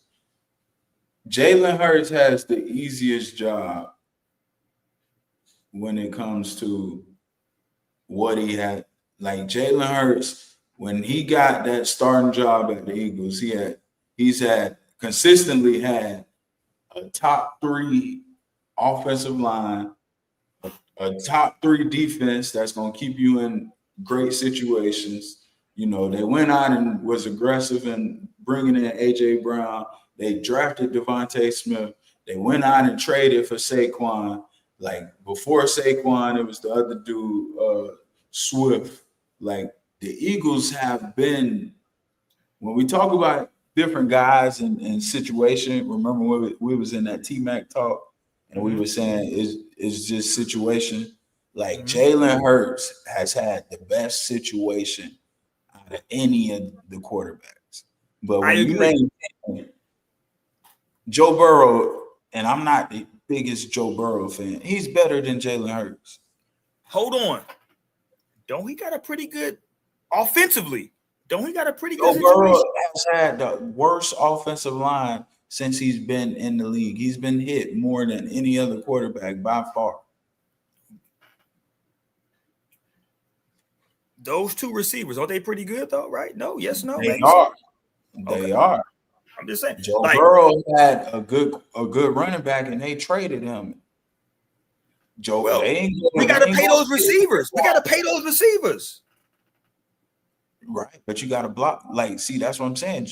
That's why Jalen Hurts has the best. Okay, but give me the 10 guys you're taking over.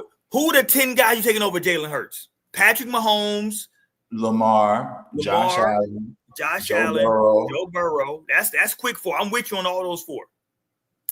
Now it gets weird. Well, you got to think of guys when quarterback guys, they gonna say Stafford. Okay. They're gonna say Jared Goff has been playing damn good football the last couple of years. Okay, that's 6. You know me, but he had a couple rough years, but you know me, Aaron Rodgers. But I ain't gonna say. Stop. You're not taking a 40-year-old man. Okay. Stop. CJ Stroud. No. Did you watch last year? No. No. Who would say? I'm just trying to justify Cam. This ain't my. How about Jordan Love? You're not taking Love over him. Stop. Come on, man. You're not taking Love over him. I like Jordan Love. I know, but you're not taking Jordan Love over Jalen Hurts. That stats wise, that come on now. Jaden Daniels. Who they say? Tua? Who was a rookie? Who, Tua? Tua? This motherfucker.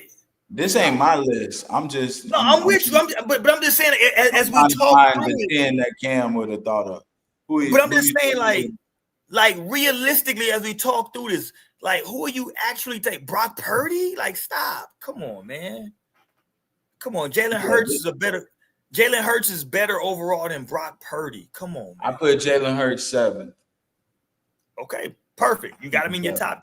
That's all I'm saying. He's a top 10. Like, what I'm saying is, I can't poo-poo. Like, remember we had this conversation the other day when we were talking, last week when we were talking about Bleacher Report's top 100 list, when I was saying, yo, an NBA MVP, we got to like no less than whatever. You win a Super Bowl and you play well as a quarterback, and you already got some Pro Bowl shit like that. Like we're just putting people over you. Why? Like, why are we putting Jordan Love over you? Why? It's not like you were playing. It's not like you were just playing bad through the playoffs. It's not like he was like one of these quarterbacks who was literally just like riding a bus. Like he was playing well. He outplayed Patrick Mahomes in the Super Bowl. Let's be very, very real. And I think Patrick Mahomes is the GOAT. And he outplayed Patrick Mahomes, not in one Super Bowl, Ross, technically in 2. If you go back to that first Super Bowl, they had a freak fumble that happened. If that fumble doesn't happen, they probably win that Super Bowl. Yeah, I'm looking now. I'm looking at even Pro Football Focus. So they put together everything. Mahomes won. They got Jalen at 5. You got Mahomes, Burrow, Lamar, Josh Allen, Hurts. I think that's fair. Anywhere from 7 to 5, I think is fair. Because those 4 are clearly better than him. I don't. It's to me, it's not even a conversation with those. I think those 4 are the best. Yeah, those 4 are clearly the best quarterbacks in the NFL, and it's not close. Now, a guy who's played excellent football the last 2-3 years, Jared Goff's played excellent, and he's been at the top. He has. I agree, he has. Jared Goff. So I wouldn't even be upset if they put Jared Goff ahead of him. I wouldn't be upset about that. I think Purdy, that's pushing it. He was all situation. Jalen Hurts right there. He got to be right. Purdy's pushing it. Stafford, maybe I might. If you want to put Stafford in front, I wouldn't super fight you a lot. I wouldn't take Stafford in front of him at this point in Stafford's career. But okay, if you're going to put Stafford in front of him, cool. But now, to your point, now that puts him at 7, and that's like pretty much like the cap. Because none of those other guys can be Jordan Love, CJ Stroud, Jaden Daniels. He was a rookie lad. Like, I'm not going to jump a rookie over a guy who just won the Super Bowl. Stop. Come on, man. I think it was okay. So I think it was the year prior when, things in the like, I do firmly believe the Eagles their organization, like it's credit to their organization.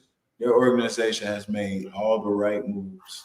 They've been aggressive and decisive, and they've hit on all their choices. They went and drafted the Georgia guys. Like, you look at everything, like the Eagles have been a model organization from the Carson Wentz Super Bowl to that's the Nick Foles Super Bowl to now.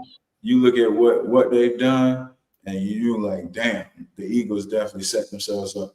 So, but I would say for Jalen, it's like that year when a couple guys got hurt, and now Jalen, you got to go and really be Superman and show us, that you can kind of achieve more with less. Like, it's easy to, okay, we got the most talented roster. We're going to go and do what everybody expects us to do. It's a little bit more difficult. And I think that's what we want to see with Lamar. Me being a Lamar fan, that's what we want to see. I think even the difference between him and Lamar, when Lamar won that first MVP, he ain't have no receivers. He ain't have no Derrick Henry. You know what I'm saying? Jalen Hurts, that year when a couple guys got hurt, he looked kind of bad. So people still holding on to, okay, you look bad, and then you got Saquon, and now, you know what I'm saying? Yeah. Like, Jalen Hurts has just got to do it a couple more times, and he's got to maybe and even last year when AJ Brown was out, they didn't look good. You know what I'm saying? Like, agreed. So he's got to continue to show us when a couple guys are out, okay, you can go and put the team on your back. Yeah, I'm with you. I mean, listen, we do.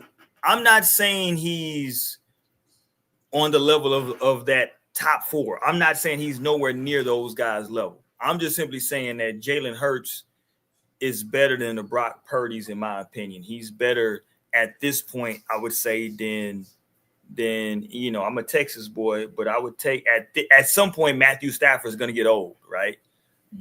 So it's just like, I just think you got to find a space for him in the top 10, whether it's, I would say, anywhere from 6 to 10. I'm comfortable with you putting Jalen Hurts. Mm-hmm. The top 4, we know who that is, but anywhere from 6 to 10, I think Jalen Hurts has to land in that space to me. But here's what I had a problem with, though, because Ryan Clark disagreed with him, and I don't like this. I don't like these comebacks from Cam. That we want to attack the messenger, Ryan Clark. Okay, let's pull up your stats. Second team All SEC, we cannot relate. Undrafted in 2002, we cannot relate. Then you have one Pro Bowl in 2011. We cannot relate. So if you want to unlock Petty Cam, and everything that Cam Newton has ever said on this 4th and 1 show has always been backed by merit and logic, but some way, shape, form, people keep attacking Cam, the person, or why he didn't jump on the fumble, why he didn't do. Stop it there, because Cam, like, I think you can agree with this, Ross. That Super Bowl and that fumble, that ball being on the ground, that's the most football play ever in a Super Bowl. Like, that's a football play. That's not a quarterback play. That's not a whatever, right? That's a football. As a football player, you jump on that ball. And we watched you look at it, have a chance, and you said, nah, I'm good. Right? You said, like, we watched you do that, right? With that being said, I don't think that should define you as a person. What I don't like what Cam is doing is that every time somebody disagrees with him or has a problem with him, you want to go to, well, how good were you? What are your stats? And it's like, to me, that's corny, because now you're saying that because as a professional athlete, you don't have Hall of Fame type stats or elite level stats.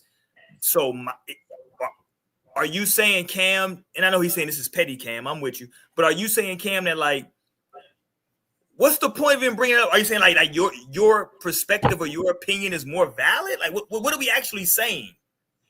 Do you think he does that in defense that now when people disagree with a take, they always go to throw that Super Bowl, like, oh, you ain't even jump on the ball. You know what I'm saying? So I think it's just boiled over and it's the frustration. But yeah, I don't like the whole flexing, trying to discredit the guy by bringing up, because see, when it comes to doing this media thing, it don't matter about how good you were. You know, Right. Michael Jordan ain't gonna be good at this. You know what I'm saying? Like it Right. don't really matter. You know what I'm saying? But I don't know. I don't think it's crazy you bring it up like that was the biggest football thing. Like I don't think Cam should be defined by that, but I see where, like, especially on some football player stuff, like they probably really don't respect Cam in that sense. You know what I'm saying? In that moment, all the things that people had said about Cam, that he was a prima donna, that he wasn't like, that he wanted to be a celebrity and not like in that moment, because everybody who's quote unquote a football player, without question, without even thinking, is jumping on that ball. He took a step and said, "Nah, I'm good." I remember that too. I was going for Denver. I remember that. It was him and Von Miller. He didn't want no smoke with Von Miller. That's what I'm saying. And Cam will probably never, ever admit this in his life. But I promise you, when he's by himself, when everybody else is away from him and he's just chilling, I promise you he thinks about that. And I promise you that he wishes that he did something different.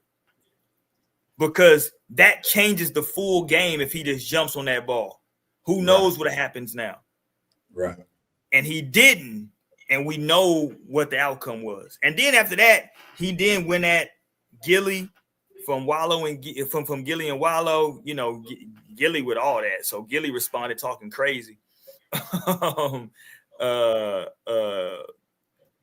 just think it's unfortunate, man. I don't like for it to be the beef between the brothers in these spaces. I don't want Ryan Clark and Cam Newton going back and forth about, beef. You know what I'm saying? Like, Cam, you were a great player.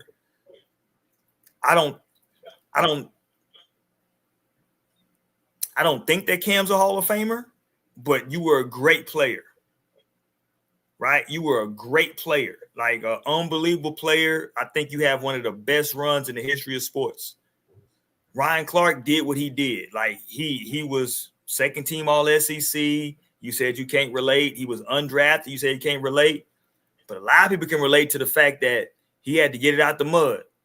Right. He wasn't blessed to be 6 foot. How tall is Cam? 6'5", 6'6"? 5', 260. Right. He wasn't blessed with that, right? So he had to kind of get it how he lived. And Ryan Clark, once he made his name for himself, you knew that in the secondary, if you was catching the pass, you got to see if it's on a Ryan Clark, you got to see Ryan Clark back there, right? So, but I just hated to see that. All right, before we go though, Ross, I got to go back to Tallahassee. I told you I was going to go here before we get up out of here. I got to get to Tallahassee. I don't know what is going on with y'all in Tally Ho. Shout out to Tally Ho. It says, Chuck E. Cheese employee in full costume was arrested by Tallahassee officers for credit card fraud. Y'all done arrested Chuck E. Cheese in Tally Ho? Come on, man. Y'all done arrested Chuck E. Cheese? I saw that. Come on, Ross. Right there in front of all the kids. Chuck is going to jail. Y'all could have told him go to the back and change, man. Y'all ain't have to arrest that man in the whole costume, bro. How you knew it was Chucky? How you knew it was Chucky? That's crazy. That's crazy. Them kids are scarred for life now. Chucky going to jail? I want a refund if I came here for my birthday party. You for sure need a refund. Then locked up Chucky, and they serve alcohol at Chuck E. Cheese now too. You can get you a brew, whatever. You know what I mean? You can? Hell yeah, they sell beer at Chuck E. Cheese now. Man, You know, Chuck E. Cheese is notorious for having the brawls in there. Chuck E. Cheese, boy, it be going down on the Florida Yeah, Chuck E. Cheese. The Florida Chuck E. Cheese might have a police officer sitting in the front. They gotta have staff police officer. Tell them, hey man, you gotta sit here. We don't know what's That's probably who got the boy. That's probably who got him. He got hit for credit card fraud. He popping credit cards and still working at Chuck E. Cheese? No, that's what I'm saying, right? How you come get a mid Chuck E. dance? You know, you could have waited till he got off. If you had to drop him on man the way you pull up at his work, you could have waited till after his shift. Right, that's some whole shit. I ain't gonna lie. I'm with you, Ross. That's or was he dressed as Chucky trying to disguise? Hold on, the story could go to. Did he just show up, just dressed as Chucky? On the Chucky shit. Hey, I ain't gonna let them do Chucky like that, man. That man was in there chilling, and they start harassing that man, dude. Come on, man. You can't arrest Chucky in front of them kids. Oh, what if he just showed up dressed as Chucky? Oh, you saying he didn't even come in regular? He showed up like that. He might not even been on payroll. He just trying to get away. He know he on the run. He just was on the run. Let me put my Chucky shit on. These niggas trying to kill me. Let me go try to hide at Chuck E. Cheese. I'm at Chuck E. Cheese. Nigga, where you been? I've been at Chuck E. Cheese all day. What you talking about? What you mean? That's crazy. Only shout out to Tally Ho, man. I don't know what's going on in Tally. I ain't tapped into Tallahassee in a minute. Nah, man. One of my best friends I grew up with was from Tallahassee. Shout out to my guy. Yeah, don't ever go there.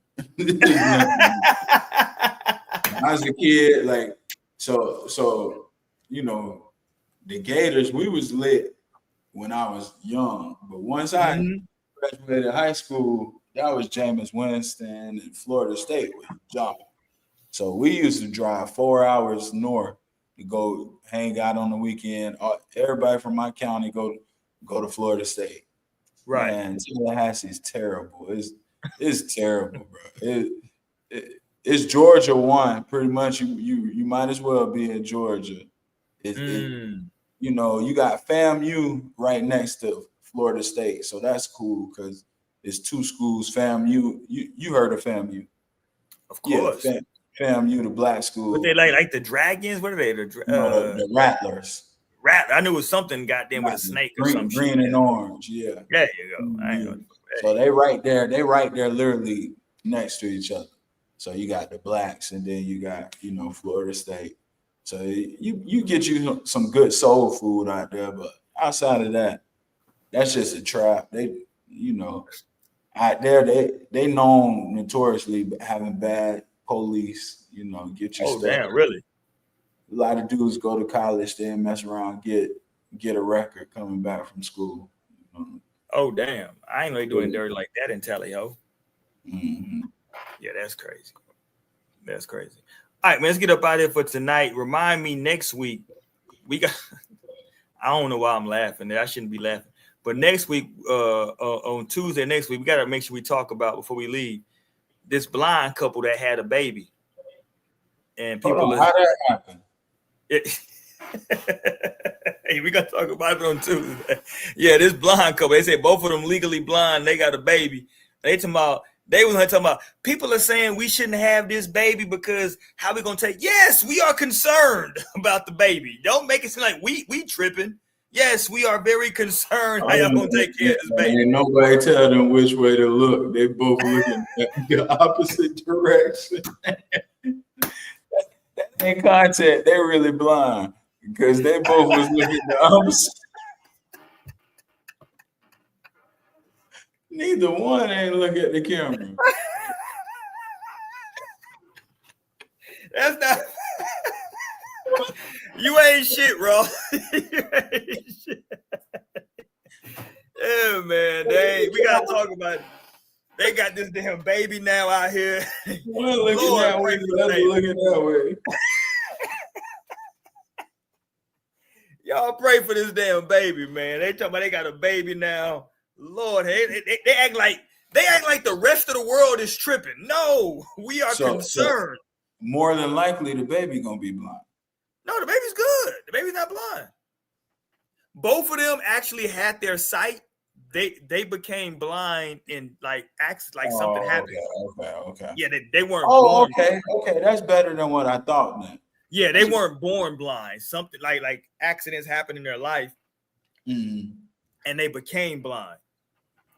Oh, okay. So they weren't born blind. So the baby has his vision, but they blind now though. Shit, y'all can't see now. So there we go. All right, my dude, we up out there for the night. We'll catch y'all on Tuesday next week. We are counting down. It's close, Ross. We getting close.